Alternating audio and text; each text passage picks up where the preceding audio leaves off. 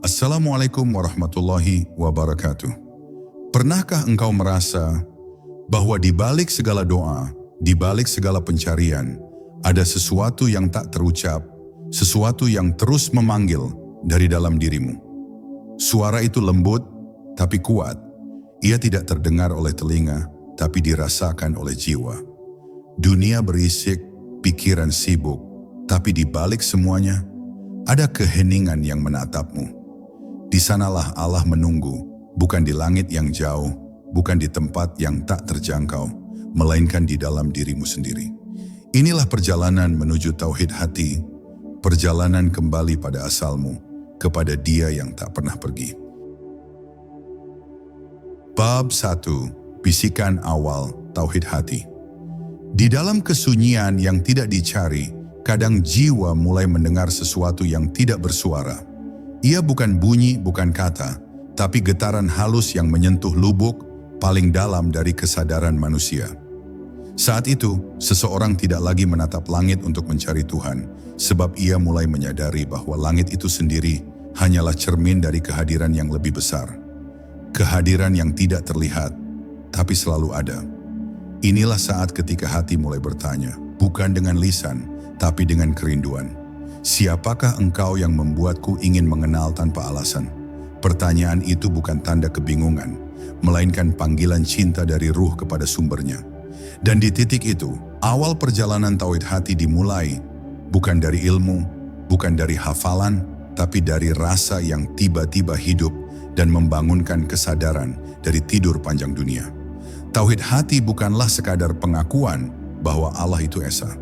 Itu baru permukaannya. Tauhid hati adalah perjalanan sunyi menembus lapisan-lapisan ego, membongkar tembok keakuan yang menghalangi cahaya ilahi memancar dari dalam diri. Ia bukan tentang membuktikan keberadaan Allah, melainkan menyadari bahwa selain Dia, tak ada yang benar-benar ada. Saat hati mulai tenang dari gelombang keinginan dan pikiran yang berisik, di sanalah perlahan-lahan terbit mata batin yang mampu melihat bahwa semua gerak adalah geraknya, semua wujud adalah pancarannya, dan semua cinta adalah pantulan dari cintanya kepada dirinya sendiri. Inilah makna terdalam dari La ilaha illallah. Bukan hanya diucapkan, tapi dialami, dihayati, diserap, hingga meniadakan diri dalam kehadirannya. Namun, untuk sampai ke sana, hati harus belajar tunduk tanpa syarat. Ia harus melewati medan pengakuan diri, medan di mana manusia sering terjebak dalam rasa memiliki, rasa mampu, rasa tahu. Semua itu adalah tirai yang menutup pandangan terhadap cahayanya. Saat hati mulai sadar, ia akan menangis bukan karena kehilangan dunia, tapi karena baru menyadari betapa lama ia telah lupa kepada asalnya. Air mata yang menetes dalam sujud bukan sekadar penyesalan, tapi panggilan pulang yang lama terpendam. Maka jangan takut ketika kesendirian datang, sebab justru di dalam sepi itulah Allah menyingkapkan wajahnya tanpa perantara. Perjalanan tauhid hati tidak membutuhkan banyak kata, hanya kejujuran yang lembut dan ketulusan yang dalam. Hati yang bersih akan mengenal tanpa diajarkan, sebab di dalam dirinya sudah tertulis rahasia perjanjian purba antara jiwa dan penciptanya. Bukankah aku ini Tuhanmu? Pertanyaan itu masih bergema di ruang sunyi kesadaran setiap insan. Hanya saja, gema itu tenggelam di tengah hiruk-pikuk keinginan dunia. Saat hati mulai diam dan membersihkan diri dari debu nafsu, gema itu akan terdengar kembali. Lembut namun menggetarkan, menuntun kita untuk kembali pada keutuhan. Dan pada saat itulah, kita tidak lagi beribadah karena takut atau berharap, tetapi karena cinta yang tak dapat dijelaskan oleh logika.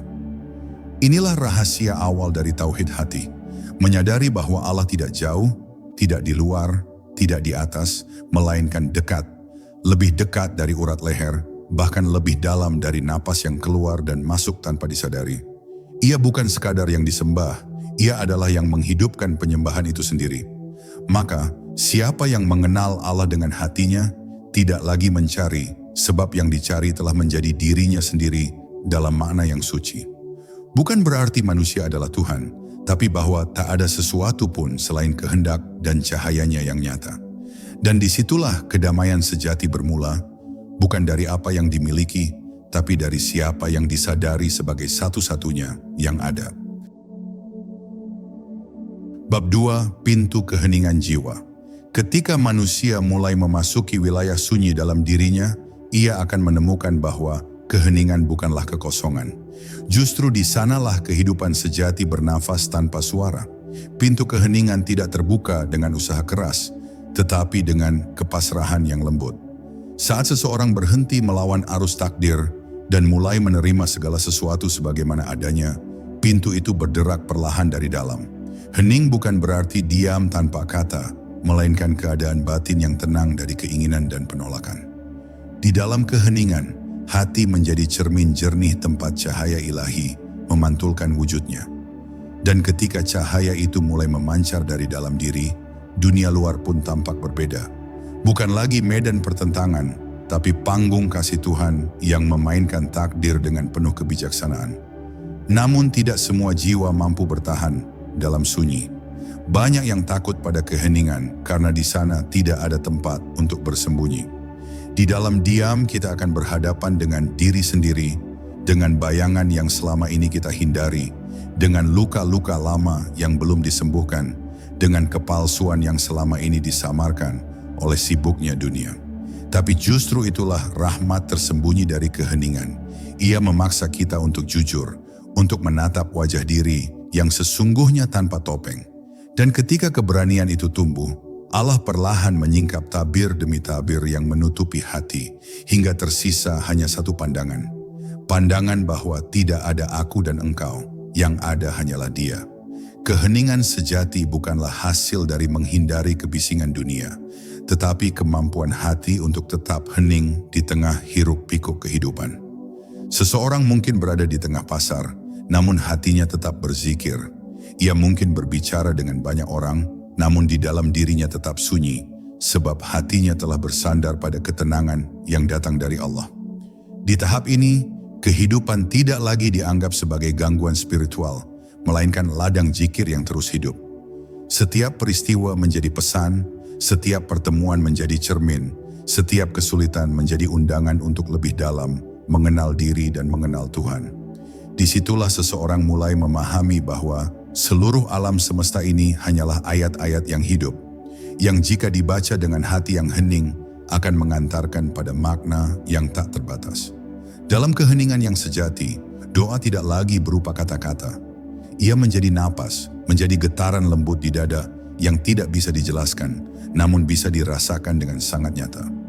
Di saat itu, seorang hamba tidak lagi berkata, "Aku berdoa kepadamu," tetapi merasakan bahwa seluruh dirinya sedang didoakan oleh Allah sendiri. Ia tidak lagi meminta, sebab ia sadar bahwa setiap kebutuhan telah ditulis bahkan sebelum ia menyadarinya. Maka keheningan bukan lagi tempat berlindung, melainkan ruang penyatuan, ruang di mana kehendak manusia larut dalam kehendak ilahi, tanpa pertentangan, tanpa jarak. Dan ketika pintu keheningan benar-benar terbuka, seseorang akan tahu bahwa seluruh hidupnya selama ini hanyalah gema dari satu kalimat suci. Tiada yang lain kecuali Dia. Segala keresahan yang dulu membebani hati perlahan sirna, digantikan oleh kedamaian yang tidak bergantung pada keadaan. Ia masih hidup di dunia, masih bekerja, masih mencintai, masih menangis. Tapi semuanya kini diselimuti oleh kesadaran tunggal bahwa semua ini hanyalah perjalanan menujunya. Inilah keindahan sejati dari tauhid hati, ketika hidup tidak lagi terpisah dari ibadah, dan ibadah tidak lagi terpisah dari hidup. Bab 3, menyelam ke laut kesadaran ilahi. Ketika hati mulai terbiasa dengan keheningan, maka terbukalah lautan kesadaran yang selama ini tersembunyi di balik tirai pikiran. Laut itu tidak terletak di luar diri, tapi di kedalaman jiwa yang senantiasa berhubungan dengan sumber cahaya ilahi. Di sana, manusia tidak lagi sekadar merasa hidup, tetapi menyadari bahwa kehidupan itu sendiri adalah arus dari Allah yang mengalir melalui setiap napasnya. Ia mulai melihat bahwa segala sesuatu, dari desiran angin hingga detak jantung, semuanya adalah gerak yang berasal dari satu kehendak yang sama. Menyelam ke dalam laut kesadaran ini berarti membiarkan diri larut dalam arus kasih yang tak bertepi, di mana aku perlahan mencair dalam kebesaran Dia. Saat kesadaran ini menyala, dunia tidak lagi tampak sebagai tempat yang memisahkan, melainkan sebagai cermin luas tempat Allah memperkenalkan dirinya melalui segala rupa. Namun, menyelam ke laut ini membutuhkan keberanian yang tidak kecil. Sebab semakin dalam seseorang masuk, semakin ia kehilangan segala pegangan. Ia kehilangan identitas yang dulu dibanggakan, kehilangan rasa memiliki, bahkan kehilangan konsep tentang dirinya sendiri. Disinilah banyak jiwa berhenti, takut tenggelam dalam samudera tak bertepi itu. Padahal justru di saat seseorang melepaskan semuanya, ia akan menemukan bahwa tidak ada yang hilang, karena yang hilang hanyalah bayangan. Di balik lenyapnya ego, muncul cahaya kesadaran yang sejati. Di sana, seseorang tidak lagi mengatakan, "Aku mengenal Allah," tetapi menyadari bahwa yang mengenal hanyalah Allah sendiri melalui dirinya. Dan itulah rahasia makrifat yang tertinggi, ketika pengetahuan menjadi penyaksian dan penyaksian menjadi kehadiran. Menyelam ke dalam kesadaran ilahi bukan berarti meninggalkan dunia, tetapi menatap dunia dengan mata yang baru. Segalanya tampak hidup, penuh makna, dan bercahaya. Orang yang berada dalam kesadaran ini tidak lagi melihat manusia sebagai musuh atau pesaing, tapi sebagai wajah-wajah Tuhan yang sedang menunaikan perannya masing-masing. Ia tidak lagi tergesa menilai baik dan buruk, karena ia tahu bahwa setiap peristiwa memiliki tempat dalam rencana ilahi yang sempurna. Bahkan kesedihan pun menjadi pelukan lembut, dan kehilangan menjadi panggilan untuk kembali. Di laut kesadaran ini, setiap ombak adalah zikir, setiap gelombang adalah tanda bahwa hidup ini terus bergerak menuju satu arah, Allah. Dalam arus kesadaran itu, doa berubah menjadi penyaksian. Seseorang tidak lagi berkata, "Ya Allah, hadirkan Engkau dalam hidupku." Karena ia telah melihat bahwa sejak awal tidak ada hidup tanpa kehadirannya. Setiap langkah menjadi ibadah, setiap pandangan menjadi sujud. Inilah tahap di mana manusia mulai mengerti bahwa Allah tidak pernah jauh, tidak pernah menunggu untuk ditemukan, sebab Dialah yang membuat manusia mampu mencari dan menemukan. Dalam kesadaran yang demikian, perbedaan antara hamba dan Tuhan tidak hilang, tapi menjadi jembatan kasih yang menghubungkan dua arah pandang. Satu dari bawah yang rindu, satu dari atas yang selalu memanggil. Dan ketika hati benar-benar larut dalam lautan kesadaran ilahi, maka seluruh keberadaan menjadi satu zikir yang tak putus. Tidak ada lagi aku berzikir, sebab yang berzikir hanyalah Allah melalui lidah makhluknya. Tidak ada lagi aku mencintai Allah, sebab cinta itu sendiri adalah pancaran dari cintanya yang hidup di dalam dada. Di titik itu, manusia menjadi tenang, tidak lagi mengejar, tidak lagi menolak. Ia hanya ada, sebagaimana Allah menghendakinya untuk ada. Inilah kedalaman tauhid hati yang sejati, bukan sekadar mengetahui bahwa tiada Tuhan selain Allah, tetapi mengalami bahwa tiada wujud kecuali Dia. Disinilah segala pencarian berhenti, bukan karena tidak ada lagi yang dicari, tapi karena yang dicari telah menyatu dalam kesadaran yang tidak terpisah. Bab 4, Cermin Diri dan Cahaya Tuhan. Ketika seseorang telah menyelam cukup dalam ke laut kesadaran ilahi, ia mulai melihat bahwa dirinya bukanlah sesuatu yang terpisah dari cahaya Tuhan, melainkan cermin tempat cahaya itu memantul. Segala yang ada di dalam diri manusia, akal, rasa, cinta, dan bahkan kehendak, hanyalah pantulan dari sifat-sifat Allah yang bersemayam di dalamnya. Maka ketika seseorang berkata, "Aku mengenal diriku," sesungguhnya ia sedang menyingkap tirai untuk mengenal Tuhannya. Rasulullah SAW bersabda, "Barang siapa mengenal dirinya, maka ia mengenal Tuhannya." Namun rahasia dari sabda ini tidak dapat dipahami oleh pikiran yang masih terikat pada bentuk. Ia baru tersingkap ketika hati menjadi bening, ketika debu ego yang menutupi cermin diri disapu oleh zikir dan keikhlasan. Di saat itulah, seseorang mulai melihat cahaya yang memancar dari balik dirinya sendiri. Cahaya yang bukan miliknya, tapi cahaya Tuhan yang menjadikan dirinya hidup. Cermin diri ini, jika tidak dijaga, mudah buram. Setiap kesombongan, setiap kebencian, setiap ketakutan adalah debu yang menutup cahaya ilahi dari dalam. Semakin tebal debu itu, semakin sulit seseorang melihat kebenaran dirinya. Ia akan terjebak dalam bayangan, mencintai pantulan dunia, dan melupakan sumber cahaya sejatinya. Maka jalan pembersihan hati adalah perjalanan paling penting dalam tauhid hati. Membersihkan diri bukan hanya dari dosa lahiriah, tapi dari kesadaran palsu yang membuat manusia merasa memiliki wujud terpisah. Pembersihan itu tidak dilakukan dengan paksaan, tetapi dengan kehadiran dan pengakuan yang jujur. Ketika seseorang mengakui kelemahan, ia sedang membuka jendela bagi cahaya kekuatan Allah masuk. Ketika seseorang menangis karena merasa jauh dari Allah, sebenarnya saat itu Allah sedang paling dekat dengannya. Namun tidak semua orang berani menatap cermin itu. Sebab di dalam pantulannya, seseorang akan melihat segala yang ia sembunyikan dari dunia. Ketakutan, dosa, kemunafikan, dan kehampaan. Tetapi hanya mereka yang berani menatap bayangan diri yang gelaplah yang akan menemukan cahaya sejati di baliknya. Dalam pandangan para arif, dosa bukanlah kutukan, melainkan jalan untuk mengenal ampunannya. Kegagalan bukanlah kehinaan, tapi panggilan untuk kembali pada kebergantungan total kepada Allah. Setiap kegelapan di dalam diri memiliki satu tujuan, untuk menampakkan betapa indahnya cahaya. Maka jangan menolak bayanganmu, sebab bayangan itu hanyalah bukti bahwa cahaya sedang bersinar di belakangmu. Ketika cermin diri mulai jernih, seseorang akan menyadari bahwa seluruh gerak hidupnya adalah cermin dari gerak ilahi. Tidak ada langkah yang salah selama ia diarahkan oleh niat yang tulus kepada Allah. Bahkan ketika ia jatuh, itu adalah bagian dari tarian yang lebih besar, tarian antara hamba dan Tuhan di panggung kehidupan yang fana. Ia mulai melihat dengan mata ruhani bahwa tidak ada sesuatu pun yang berdiri sendiri. Cinta yang ia rasakan, amarah yang ia lawan, sabar yang ia pelihara, semuanya adalah pantulan dari sifat-sifat Allah yang sedang belajar mengenal dirinya melalui manusia. Maka ketika seseorang benar-benar mengenal dirinya, ia tidak lagi menilai hidup dalam kategori aku dan dia, karena keduanya hanyalah dua wajah dari satu cermin yang sama. Dan akhirnya, ketika cahaya Tuhan sepenuhnya memantul dari dalam diri, manusia menjadi sebening air yang memantulkan langit tanpa mengubah warnanya. Ia tetap hidup di bumi, tetap makan, berjalan, bekerja, dan berbicara, namun setiap tindakannya menjadi gema dari kesadaran ilahi.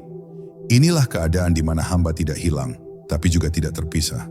Ia menjadi tempat pancaran sifat-sifat Allah, menjadi cermin yang menampakkan kasih, kebijaksanaan, dan keindahannya kepada dunia. Di titik inilah, seseorang benar-benar memahami bahwa seluruh rahasia tauhid bukanlah tentang meniadakan diri, tetapi tentang menjadi bening agar yang tampak hanyalah Dia. Bab 5, Zikir rahasia di balik napas. Setiap napas yang keluar dan masuk sebenarnya membawa rahasia besar tentang kehadiran Allah dalam diri manusia. Namun, karena kesadaran telah lama tertidur oleh hiruk-pikuk dunia, manusia lupa bahwa setiap helaan nafasnya adalah zikir yang tak terputus. Saat seorang hamba mulai menyadari bahwa kehidupan ini bergantung pada nafas yang diberikan olehnya, ia pun mulai mengerti bahwa zikir sejati bukan hanya ucapan di bibir, tetapi kesadaran yang hidup dalam setiap detak jantung dan hembusan udara. Disinilah makna terdalam dari La ilaha illallah mulai terasa, bukan sekadar diulang oleh lidah, melainkan dihembuskan oleh nafas itu sendiri. Saat kita menarik napas seolah kita berkata, La ilaha, tiada yang lain, tiada yang kuandalkan. Dan saat kita melepaskannya, illallah kecuali Allah, hanya Dia tempat kembali segala kehidupan. Maka zikir menjadi hidup, bukan lagi ritual, tetapi napas dari kesadaran yang selalu hadir dalam diri. Zikir yang sejati tidak lagi terikat oleh waktu atau tempat. Ia tidak hanya dilakukan di atas sajadah, tetapi berjalan bersama setiap langkah, bernafas dalam setiap keadaan. Orang yang telah mengenal zikir hati tidak lagi memisahkan antara ibadah dan kehidupan, sebab seluruh keberadaannya telah menjadi ladang zikir yang luas. Saat ia bekerja, ia berzikir. Saat ia berbicara, ia berzikir. Bahkan dalam diam pun, jiwanya terus bergetar menyebut namanya. Inilah keadaan ruhani yang digambarkan oleh para sufi sebagai zikir khafi, zikir yang tersembunyi, yang tidak terdengar oleh telinga, namun menggetarkan seluruh alam semesta. Sebab setiap napas yang dihembuskan dalam kesadaran adalah gelombang cinta yang bergetar menuju Sang Maha Kehidupan. Namun untuk sampai pada zikir seperti ini, seseorang harus lebih dulu menembus lapisan-lapisan kesadaran yang menutupi hati. Sebab banyak orang berzikir, tetapi tidak hadir dalam zikirnya. Lidahnya menyebut nama Allah, namun hatinya berkelana pada dunia. Zikir semacam itu ibarat burung yang kehilangan arah, bergerak namun tidak menuju pulang. Hanya ketika hati menjadi tenang dan pikiran menyerah pada kehadiran Allah, barulah zikir itu menemukan maknanya yang sejati. Setiap ucapan Allah akan terasa hidup, setiap subhanallah menjadi tarikan napas yang memurnikan, dan setiap alhamdulillah menjadi hembusan syukur yang membebaskan. Saat itu zikir tidak lagi dilakukan oleh manusia, tetapi oleh Allah melalui dirinya. Ada rahasia yang hanya bisa dirasakan, bukan dijelaskan. Saat zikir menjadi napas, maka jarak antara hamba dan Tuhannya lenyap. Tidak ada lagi aku berzikir kepadamu, sebab yang berzikir dan yang diingat adalah satu dalam arus kasih yang sama. Dalam keadaan ini, seseorang tidak lagi memaksa dirinya untuk mengingat, sebab seluruh dirinya telah menjadi ingatan itu sendiri. Setiap kali ia menarik napas, ia merasakan kelembutan yang mengalir dari kehadirannya. Setiap kali ia melepaskan napas, ia merasakan kelegaan, karena kembali menyerahkan segalanya pada Dia. Inilah zikir yang hidup, zikir yang menghidupkan, zikir yang membuat seorang hamba berjalan di dunia, namun hatinya selalu di langit kesadaran ilahi. Dan ketika kesadaran ini sempurna, seseorang akan menyadari bahwa tidak ada satu detik pun dalam hidup ini tanpa kehadiran Allah. Ia mulai melihat bahwa bahkan napas yang tersisa dalam dirinya adalah anugerah untuk terus mengenal dan mencintai. Ia tidak lagi gelisah ketika dunia menjauh, sebab setiap hembusan napasnya telah menjadi janji bahwa Allah selalu dekat. Dalam setiap helaan, ia mendengar bisikan halus yang tidak berbunyi, "Aku bersamamu." Maka setiap hari baginya adalah sujud, setiap langkah adalah syukur, dan setiap napas adalah zikir yang membawa dirinya semakin dalam menuju samudera tauhid. Bab 6. Menyaksikan wajah Allah di setiap wujud. Ketika hati telah disucikan oleh zikir dan kesadaran telah menjadi napas yang hidup, maka pandangan seorang hamba mulai berubah. Ia tidak lagi melihat dunia sebagai kumpulan benda, tetapi sebagai hamparan wajah-wajah Allah yang menampakkan diri dalam berbagai rupa. Segala sesuatu menjadi ayat yang hidup, setiap wujud menjadi cermin dari sifatnya. Saat ia menatap langit, ia melihat kebesarannya. Saat ia menatap bumi, ia melihat kasih-Nya. Saat ia menatap manusia, ia melihat rahasia penciptaan yang mengalir dari cahaya tunggal. Di titik inilah kalimat, "Kemanapun engkau memandang, di sanalah wajah Allah." Kisah Al-Baqarah 115. Tidak lagi sekadar ayat, tapi pengalaman batin yang nyata. Dunia tidak lagi tampak sebagai tempat yang memisahkan antara hamba dan Tuhan, melainkan lautan kehadiran ilahi yang berdenyut dalam segala hal. Namun untuk dapat menyaksikan wajah Allah di setiap wujud, seseorang harus menanggalkan tabir penilaian dan dualitas. Selama hati masih melihat dengan pandangan suka dan benci, tinggi dan rendah, baik dan buruk, ia belum benar-benar memandang dengan mata Tuhan. Sebab wajah Allah tidak terikat pada bentuk-bentuk, tidak berpihak pada yang tampak indah atau buruk. Ia hadir di balik semua keadaan, baik yang menggembirakan maupun yang melukai. Maka ketika seseorang bisa melihat Allah bahkan dalam kesedihan, dalam kehilangan dan dalam luka, saat itulah matanya telah dibuka oleh cinta ilahi. Ia tidak lagi menolak apapun, sebab ia tahu bahwa setiap kejadian hanyalah cara Allah memperkenalkan dirinya dengan bentuk yang berbeda. Inilah pandangan orang yang makrifat, yang tidak lagi mencari Allah di surga, karena telah melihat surga itu di dalam hatinya. Sungguh, menyaksikan wajah Allah di setiap wujud bukan berarti menyamakan makhluk dengan Sang Pencipta, melainkan menyadari bahwa setiap makhluk hidup oleh kehendak dan cahayanya. Bagaikan sinar matahari yang jatuh ke permukaan air, cahayanya tetap satu, hanya pantulannya yang beragam. Ada yang bening memantulkan keindahan, ada yang keruh memecah cahaya, namun sumbernya tetap satu. Demikian pula wujud-wujud di alam ini, semuanya adalah cermin dari satu cahaya yang sama. Maka orang yang arif tidak lagi sibuk memperdebatkan bentuk, karena yang ia lihat hanyalah makna.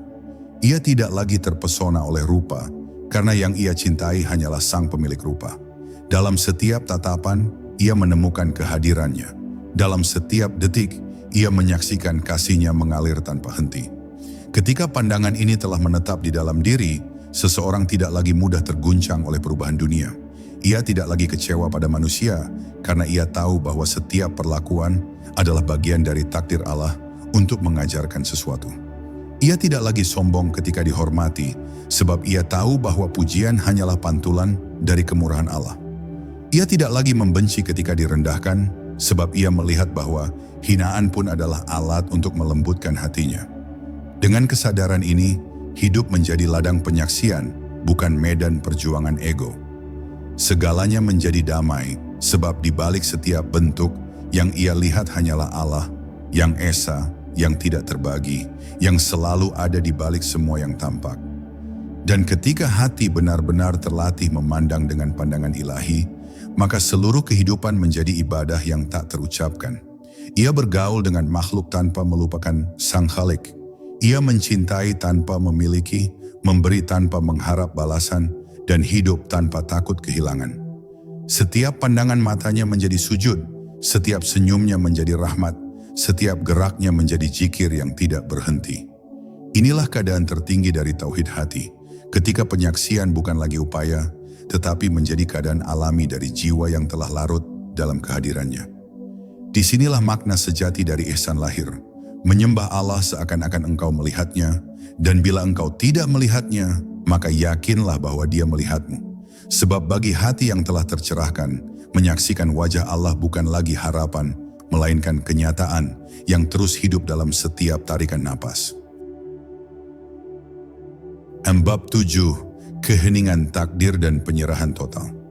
Ada satu tahap dalam perjalanan tauhid hati yang tidak bisa dilalui dengan usaha, tetapi hanya bisa dicapai dengan penyerahan total. Di tahap ini seorang hamba berhenti menuntut, berhenti menolak, dan berhenti berdebat dengan takdir. Ia mulai melihat bahwa segala sesuatu, baik yang datang maupun yang pergi, hanyalah bagian dari kehendak Allah yang sedang bekerja melalui hidupnya. Disinilah keheningan takdir mulai berbicara. Tidak ada suara, tidak ada tanda, hanya rasa damai yang perlahan tumbuh di tengah badai kehidupan. Hati menjadi tenang bukan karena semua masalah hilang, tapi karena ia sadar bahwa setiap kejadian adalah pesan yang dibisikkan langsung oleh Sang Penulis kehidupan. Saat kesadaran itu hadir, manusia tidak lagi berjuang untuk mengubah dunia sesuai kehendaknya, melainkan berusaha menyesuaikan dirinya dengan kehendak Tuhan yang lebih besar dari dirinya. Penyerahan sejati bukanlah kelemahan, melainkan puncak kekuatan rohani. Hanya hati yang benar-benar kuat yang mampu berserah, sebab ia telah menaklukkan keinginannya sendiri. Ia tidak lagi berkata, "Mengapa ini terjadi padaku?" Melainkan, "Apa yang engkau kehendaki dariku melalui ini?" Ketika manusia mencapai titik ini, segala perlawanan dalam dirinya lenyap.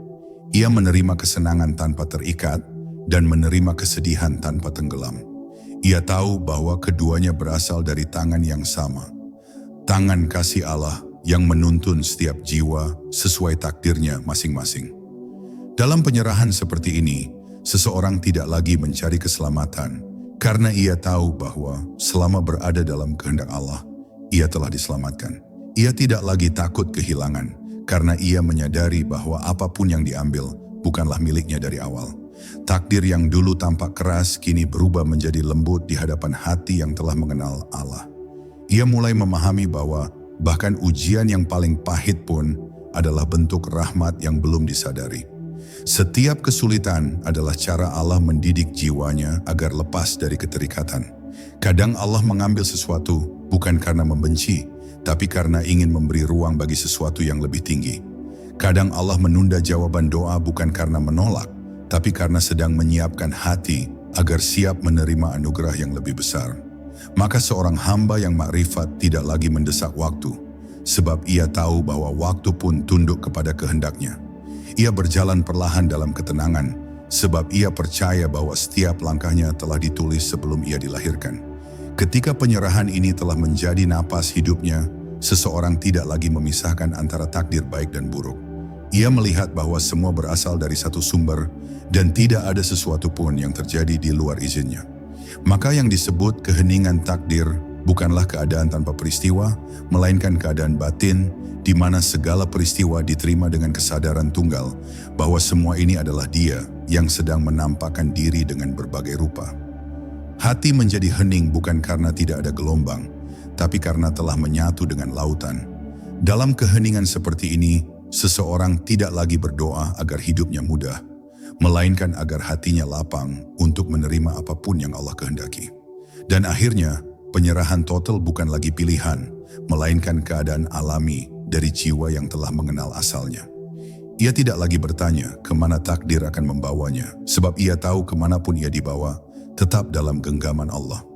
Dalam kesunyian yang dalam, ia tersenyum pada kehidupan sebagaimana ia tersenyum pada kematian, karena ia tahu keduanya hanyalah dua pintu dari rumah yang sama.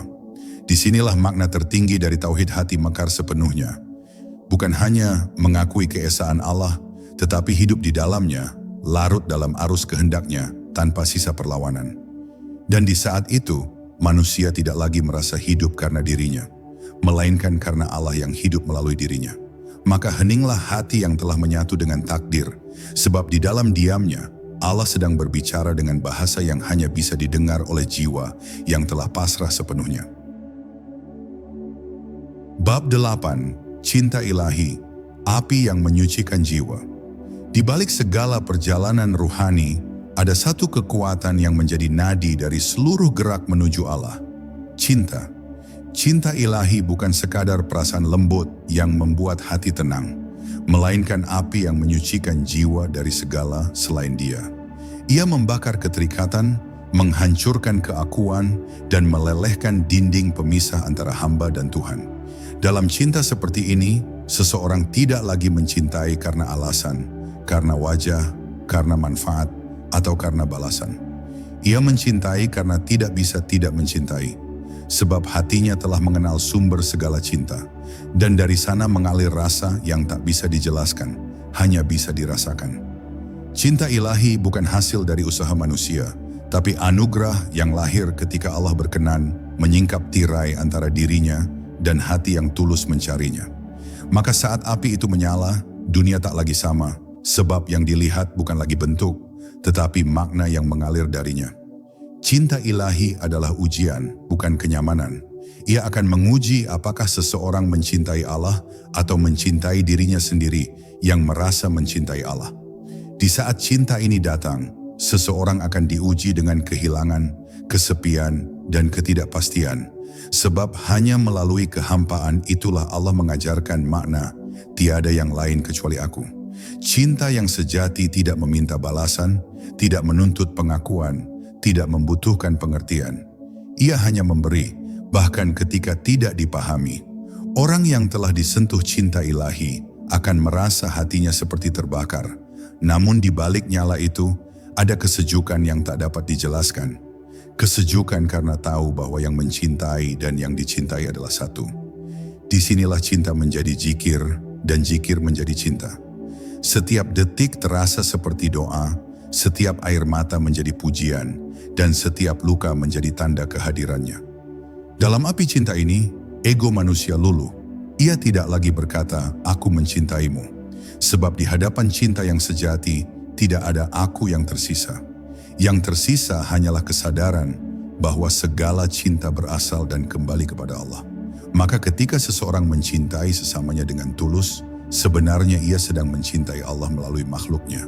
Ketika ia memaafkan, ia sedang memantulkan sifat Maha Pengampunnya. Ketika ia memberi tanpa pamrih, ia sedang meniru kemurahannya. Dan ketika ia menangis dalam sujud malam, ia sedang merasakan pelukan kasih yang turun dari langit ke dalam hatinya. Semua gerak cinta di dunia hanyalah pantulan dari cinta yang tunggal. Cinta Allah kepada dirinya sendiri, yang terwujud dalam segala bentuk kehidupan. Cinta ilahi juga mengajarkan kesabaran yang dalam, sebab cinta tanpa sabar hanyalah emosi, bukan penyatuan. Orang yang benar-benar mencintai Allah akan menunggu dengan tenang, tidak tergesa memetik hasil, karena ia tahu setiap pertemuan memiliki waktu yang ditetapkan olehnya. Ia mencintai dalam diam, menyebut namanya tanpa suara, menatap ciptaannya dengan kasih yang lembut. Ia tidak lagi berkata, "Aku ingin engkau," sebab ia tahu bahwa bahkan keinginannya untuk mencintai adalah pemberian dari cinta itu sendiri.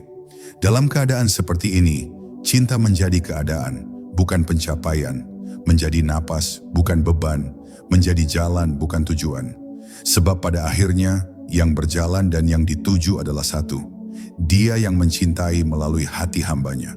Dan ketika cinta ilahi telah menguasai seluruh ruang batin, maka hidup berubah menjadi ibadah yang manis. Segala yang dulu terasa berat kini menjadi ringan, sebab cinta membuat segalanya layak dijalani. Seseorang akan menatap dunia dengan mata yang penuh kasih, bahkan kepada mereka yang menyakitinya. Sebab ia melihat Allah sedang menegur dengan cara yang halus. Ia akan tersenyum di tengah penderitaan, sebab ia tahu bahwa rasa sakit hanyalah tanda bahwa hatinya masih hidup untuk merasakan kehadirannya. Inilah puncak tauhid hati yang bercahaya dengan api cinta. Ketika tidak ada lagi pemisah antara ibadah dan cinta, antara hamba dan Tuhan, antara kehilangan dan kedekatan. Sebab pada akhirnya cinta itu sendiri adalah Allah yang hidup, yang memberi kehidupan, yang mengalir dalam setiap degup hati yang menyebut namanya tanpa suara. Bab 9, Fana dan Baka, lenyapnya diri dalam kekekalan Allah. Ada satu rahasia besar yang tak terungkap oleh kata, hanya bisa disingkap oleh keheningan jiwa, fana. Fana bukanlah hilangnya tubuh, tetapi lenyapnya kesadaran akan diri sebagai sesuatu yang terpisah dari Allah. Ia adalah momen ketika aku tak lagi berdiri di antara Sang Pencipta dan ciptaan, saat kesadaran manusia larut sepenuhnya dalam kehadiran Allah, yang tersisa hanyalah dirinya yang abadi. Inilah saat di mana manusia berhenti menjadi pencari, karena ia telah kembali kepada yang selama ini dicari. Tidak ada lagi aku berzikir, sebab yang berzikir hanyalah Allah melalui lidah hambanya. Tidak ada lagi aku mencintai, sebab yang mencintai hanyalah Allah yang sedang mencintai dirinya sendiri melalui jiwa itu. Fana adalah titik di mana seluruh topeng jatuh, semua ilusi keakuan luruh, dan kebenaran tunggal menyingkap wajahnya yang sejati. Namun fana bukan akhir, karena di balik lenyapnya aku, ada keadaan baru yang disebut baka, kekekalan dalam Allah. Bila fana adalah lenyapnya diri, maka baka adalah hidupnya diri dengan kesadaran ilahi. Hamba yang fana telah mati dari dirinya, tetapi hamba yang baka hidup dalam Allah.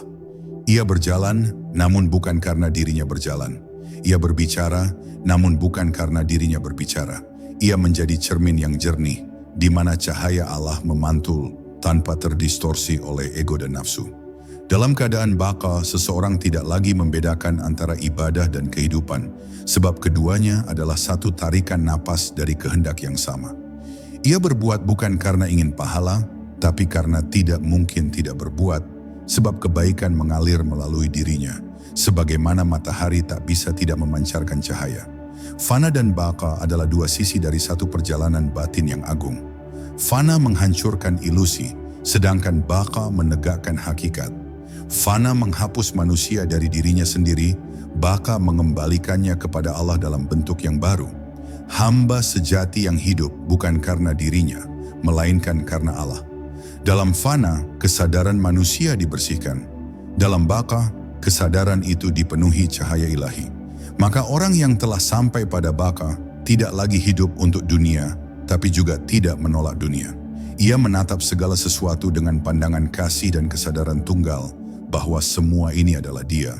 Ia makan dengan kesadarannya, bekerja dengan kekuatannya, mencintai dengan cintanya. Segala yang dilakukan menjadi bentuk pengabdian, sebab yang berbuat bukan lagi dirinya, tapi Allah yang bekerja melalui dirinya. Namun jalan menuju fana dan baka bukanlah jalan yang mudah. Ia adalah perjalanan sunyi di mana jiwa diguncang, ditelanjangi, dan dihadapkan pada ketakutan terdalamnya. Kehilangan diri. Ego akan berontak, karena ia merasa terancam oleh lenyapnya aku. Tapi di balik keheningan itu, di balik kematian batin yang tampak menakutkan, tersimpan kelahiran baru yang penuh cahaya. Sebab untuk mengenal Allah, seseorang harus mati dari dirinya sendiri terlebih dahulu. Dan kematian yang dimaksud bukanlah kematian tubuh, melainkan kematian kesadaran palsu yang memisahkan hamba dari Tuhannya. Saat aku lenyap, yang tersisa hanyalah Dia, dan disitulah manusia benar-benar hidup untuk pertama kalinya. Ketika seseorang telah melewati fana dan hidup dalam baka, maka seluruh pandangannya berubah. Ia melihat dunia bukan sebagai tempat ujian semata, melainkan sebagai cermin tempat Allah menampakkan dirinya dalam bentuk-bentuk yang tak terhingga. Tidak ada lagi musuh, tidak ada lagi perpisahan, tidak ada lagi kebencian, karena semuanya telah larut dalam satu kesadaran tunggal, la ilaha illallah. Hamba yang demikian menjadi bagaikan embun di pagi hari, bening, lembut dan mencerminkan cahaya matahari tanpa menahannya. Ia hidup di dunia, tapi jiwanya telah menetap di sisi Tuhan. Ia tersenyum kepada kehidupan, bukan karena semuanya sempurna, tapi karena ia tahu bahwa di balik setiap ketidaksempurnaan, Allah sedang memperkenalkan dirinya dengan cara yang baru. Inilah puncak tauhid hati, ketika yang hidup bukan lagi hamba, tapi Allah yang hidup melalui hamba. Bab 10, Manusia Cahaya, kembali ke asal keabadian. Pada akhirnya perjalanan panjang menuju tauhid hati bermuara pada satu kesadaran agung. Manusia bukan sekadar makhluk yang hidup di antara bumi dan langit, melainkan pancaran cahaya dari sumber yang maha cahaya. Di balik tubuh dan pikiran yang fana, ada inti yang tidak pernah berubah, tidak lahir dan tidak mati. Itulah ruh yang berasal dari Allah. Saat seorang hamba telah melewati jalan penyerahan, cinta, fana, dan baka, maka ia akan sampai pada keadaan yang disebut insan nurani, manusia cahaya. Dalam dirinya tidak lagi ada gelap yang menutupi cahaya ilahi. Ia tidak bersinar karena dirinya, tapi karena Allah telah menjadikan dirinya sebagai cermin yang memantulkan wajahnya. Dimanapun ia hadir, ketenangan hadir bersamanya.